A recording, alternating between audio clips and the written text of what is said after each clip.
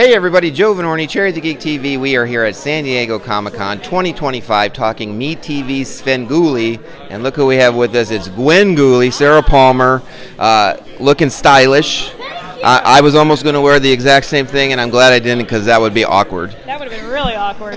One of us has to change. Talk to us about the origin of this Gwengoolie character. How did it come about, and how familiar were you with the Svengoolie show before going in? I knew a lot about the Swengoolie show because I'm a huge fan of horror hosts, but not the show. I didn't know it was still on. I just knew about the character Svengoolie.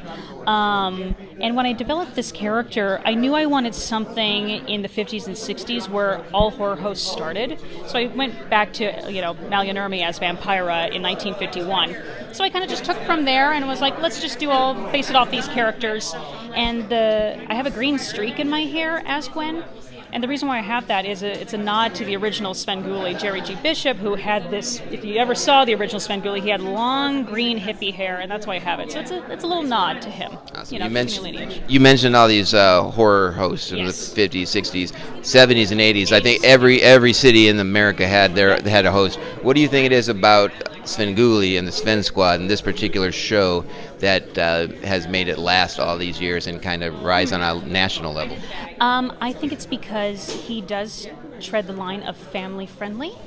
Most horror hosts will kind of take the raunchy route. It was late at night. You have to remember the shock package came, and it was meant for teenage boys who would watch Mad Magazine or read all that stuff. So it was kind of a little adult humored. And I think Sven kind of started out like that a little bit and then slowly transformed into a family-friendly kind of horror show, which didn't really exist. I would say Crypt Keeper kind of had that, but he was terrifying to look at to some kids. So Svengoolie is much nicer to look at least not terrifying-wise.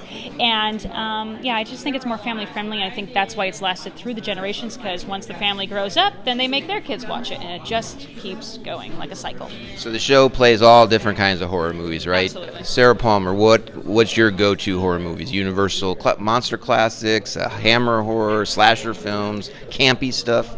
What do you go to? I'm a campy girl. I love bad horror movies that are on purpose. So anything from Ed Wood, Plan 9 from Outer Space, I tend to gravitate towards. Anything that is played on Mystery Science Theater, I'll most likely watch. I'm a huge fan of them too. But I also like my 1980s slashers because I love the trope of, there's the blonde, there's the final girl, there's everything. So I just kind of like the 1980s slashers for the aesthetic reasons. Well, the show's here at San Diego Comic-Con for the very first time. What's this experience been like so far? Crazy! I'm having the best time ever. And I've never even been to San Diego Comic-Con on my own. Like I said before, I've been on the outskirts, kind of just lurking, and that's about it. So I never actually went in. So it's really overwhelming to see how much people are here and how many different fandoms all come together in one. Because usually I just go to the horror conventions, and they're pretty self-explanatory. They have horror there. Here, they have everything, plus horror. And I like that. Awesome. Well, you can see Sarah as Gwengoolie every Saturday night on MeTV. It's called Svengoolie. She's Gwengoolie. And check out Cherry the Geek TV for more coverage here at San Diego Comic-Con 2025.